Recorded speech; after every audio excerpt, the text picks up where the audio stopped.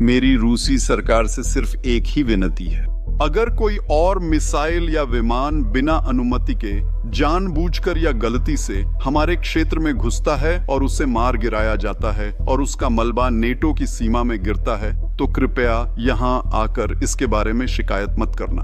आपको चेतावनी दी जा चुकी है कि साम्राज्यों का युग खत्म हो चुका है और आपका साम्राज्य फिर से नहीं बनेगा।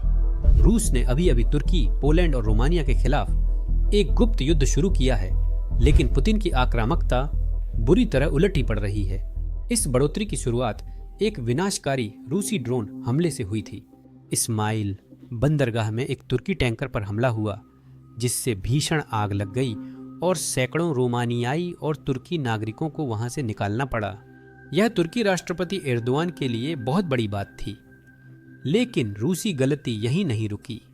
उन्होंने पोलैंड के अंदर भी एक गुप्त तोड़फोड़ की कार्रवाई की, जिसे पोलिश अधिकारी यूक्रेन को सहायता पहुंचाने वाली लाइनों को पंगु बनाने के उद्देश्य से किया गया आतंकवादी कृत्य बता रहे हैं। हालांकि पुतिन के लिए दुर्भाग्य की बात है कि उनका आतंक अभियान विफल हो रहा है। अब रूस की कार्रवाइयों को पोलैंड के जनरलों द्वारा युद्ध की घोषणा कहा जा रहा है। इससे यूरोप को सच्चाई पता चलती है कि रूस की साम्राज्यवादी इच्छाएं वास्तविक हैं। अगर हम यूक्रेन की मदद नहीं करेंगे तो रूस यूक्रेन के संसाधनों का उपयोग नाटो के खिलाफ अपने युद्ध के लिए करेगा। आइए रूस के तुर्की पर हमले से शुरू करते हैं।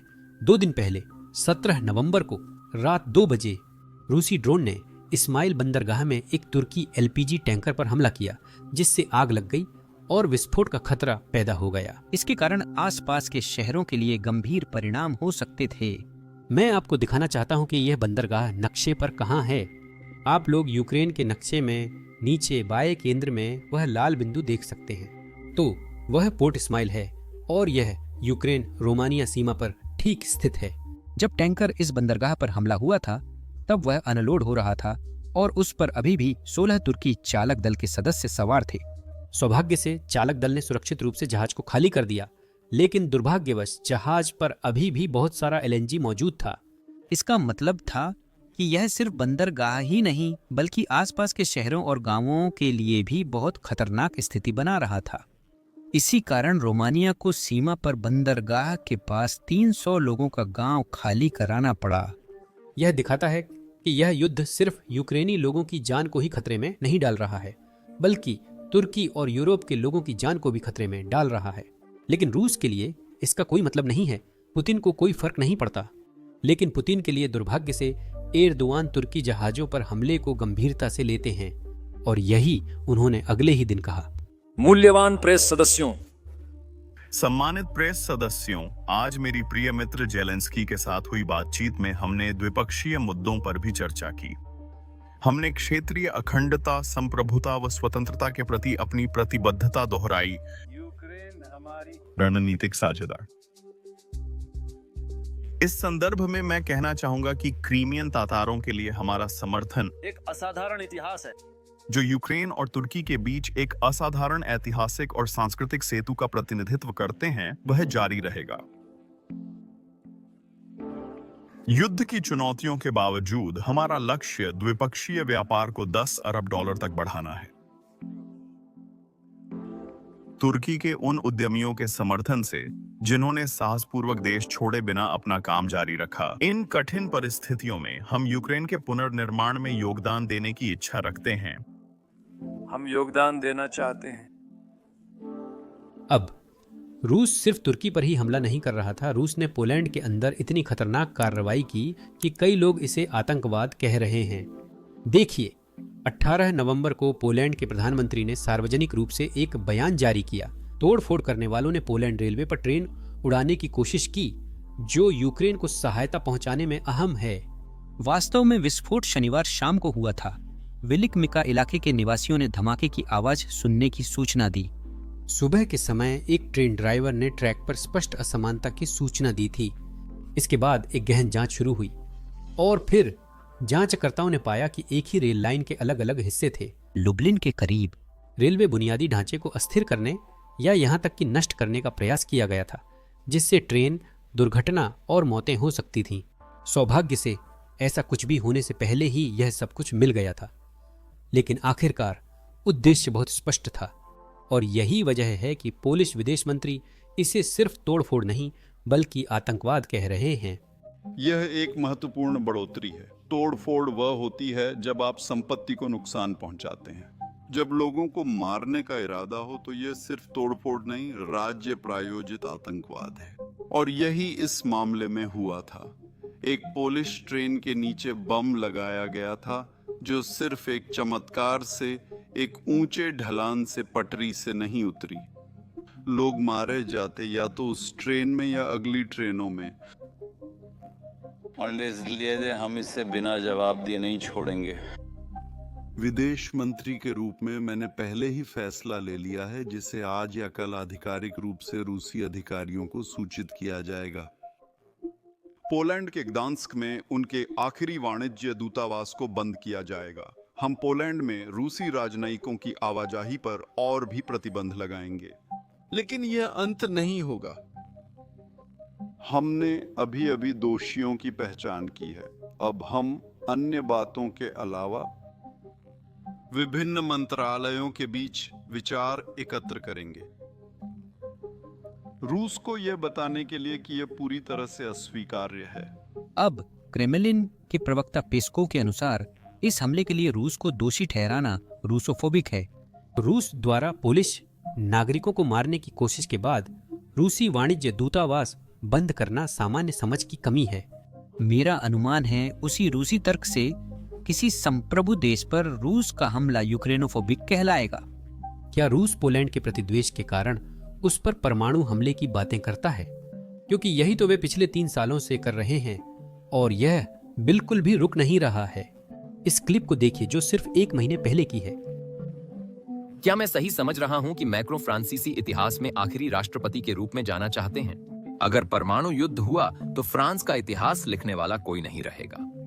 असल में बात यह है कि ऐसे कदमों से वे सब कुछ और करीब ला रहे हैं। वो क्षण जब परमाणु हमला शुरू होगा, या तो यूक्रेन की धरती पर या पोलैंड की धरती पर, जहां ये सारी सेनाएं तैनात होंगी। शुरुआत में एक सामरिक परमाणु हथियार। इसी संदर्भ में मैं राजनीतिक और सैन्य अधिकारियों से एक सवाल पूछना चाहूंगा। क्या आप इस पल को करीब ला रहे हैं? और जहां तक केलॉग के बयानों की बात है, जैसे कि वे हिम्मत नहीं करेंगे, हम फिर भी हिम्मत करेंगे, और तुम्हारे पास याद करने का समय नहीं होगा, तुम्हारे पास ये याद करने का समय नहीं होगा कि हमने कैसे हिम्मत की।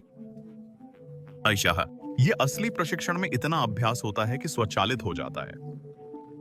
रूस की कार्रवाइयां और रूस की बयानबाजी ही वह वजह है कि पोलैंड के जनरल पहले से ही कह रहे हैं कि यह युद्ध की शुरुआत है।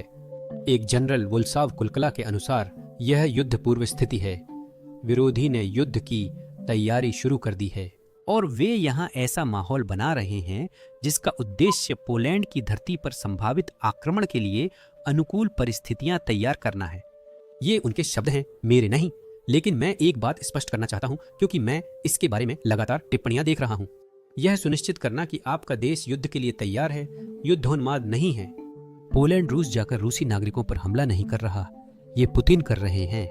इसका मतलब है रूस की सीमा होने पर आप पड़ोसी के मूड पर निर्भर नहीं रह सकते। 1999 में पुतिन ने कहा था क्रीमिया यूक्रेन का क्षेत्र है। 2008 में जब उन्होंने जॉर्जिया पर हमला किया था तो पुतिन दुनिया को बता रहे थे कि उनकी यूक्रेन में घुसने की कोई मंशा नहीं है। जनवरी 2022 में जब रूसी सैनिक यूक्रेन सीमा पर थे, रूसी अधिकारी सार्वजनिक रूप से कह रहे थे कि उनका यूक्रेन पर हमला करने का इरादा नहीं है। और फिर रूसी टैंक आगे बढ़ रहे थे और रूसी मिसाइलें यूक्रेनी अपार्टमेंट्स और यूक्रेनी बच्चों पर हमला कर रही थीं। यह पूरी दुनिया के हर देश के लिए एक चेतावनी होनी चाहिए। फर्क नहीं पड़ता कि वह पोलैंड है या संयुक्त राज्य अमेरिका। हर नेता का पहला काम नागरिकों और उनके भविष्य यानी बच्चों की रक्षा करना है। इसका मतलब है युद्ध के लिए तैयार रहना। यही इस दुनिया की दुखद सच्चाई है। अगर पुतिन को लगता है कि कोई देश कमजोर है तो यह बस और ज्यादा रूसी आक्रामकता को बढ़ावा देता है। मशहूर कहावत है, शांति बनाए रखने का सबसे अच्छा तरीका है युद्ध के लिए तैयार रहना। अब यह बताना भी जरूरी है कि रूस सिर्फ पोलैंड या बाल्टिक देशों को ही धमकी नहीं दे रहा है। वे अलग अलग देशों पर हमले की बातें ऐसे करते हैं जैसे गपशप हो। यह तर्क मुझे समझ नहीं आता। मैं सिर्फ क्रेमलिन टीवी की नहीं बल्कि रूसी राजनेताओं की भी बात कर रहा हूं जो इस पर हमेशा मजाक करते हैं। सुनिए, यहाँ पिस्टोरियस जैसे लोग नहीं मिलेंगे। क्या होगा? हम जीतेंगे। गेन्नादी आंद्रेविच, इसे गंभीरता से मत लो। हमने बर्लिन 3 बार लिया है, जरूरत पड़ी तो फिर ले लेंगे। सब कुछ ठीक हो जाएगा। मैं शांति प्रिय हूँ, शांति के पक्ष में हूँ। यह भी ध्यान देना महत्वपूर्ण है कि जैसे जैसे रूस अन्य देशों पर आक्रमण करने में अधिक सफल होता जाएगा, वे और अधिक देशों पर आक्रमण करेंगे। इतिहास ने हमें यह सबक कई बार सिखाया है। खाते समय भूख और बढ़ती है।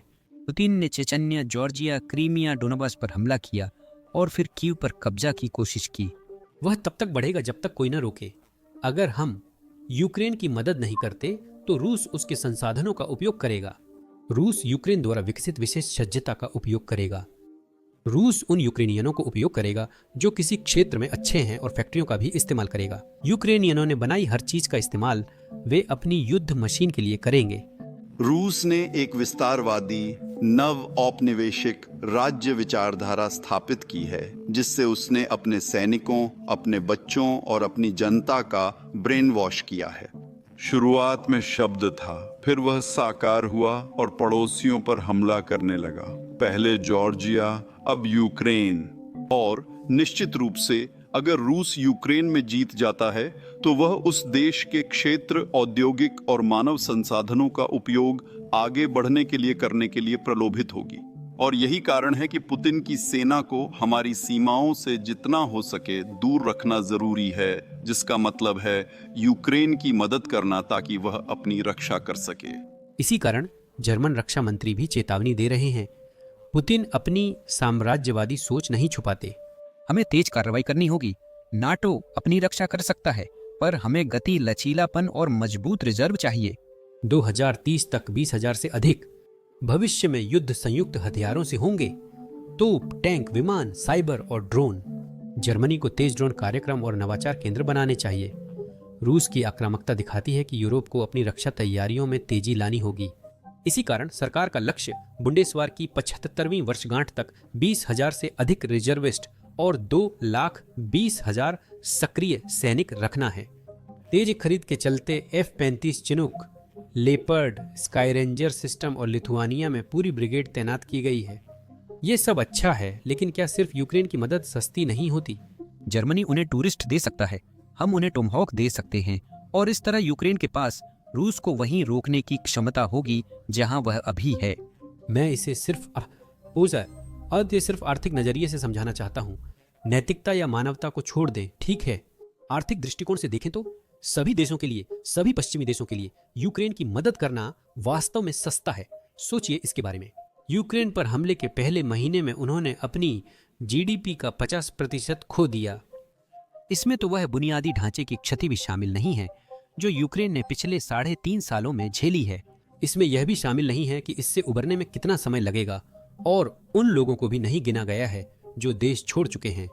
आर्थिक रूप से लोगों का देश छोड़ना बहुत विनाशकारी होता है और कई बार इससे उबरना मुश्किल हो जाता है। संभावना है कि ऐसा ही होगा, फर्क नहीं पड़ता किस देश पर हमला किया गया है। आर्थिक रूप से देखें तो नेताओं का अपनी रक्षा मजबूत करने और यूक्रेन की मदद के लिए GDP का 1-2% अतिरिक्त खर्च करना समझदारी है। अब पिछले कुछ हफ्तों में हमारी कुछ वीडियो डिमोनेटाइज और रिस्ट्रिक्ट कर दी गई हैं।